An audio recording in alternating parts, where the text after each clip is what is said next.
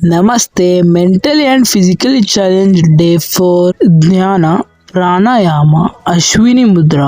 ಗರಡಿ ಮನೆಗೆ ಬಂದು ದೇವರಿಗೆ ನಮಸ್ಕಾರ ಮಾಡಿ 12 reps ಸೂರ್ಯ ನಮಸ್ಕಾರ. ಇವತ್ತು upper body workout, 1 round full ಕಣ, ಸಪಾಟೆ 20 3 ಸೆಟ್, ಎಲ್ಲಾ variation dumbbells, single reps maximum repetition, pullups 5 3 set.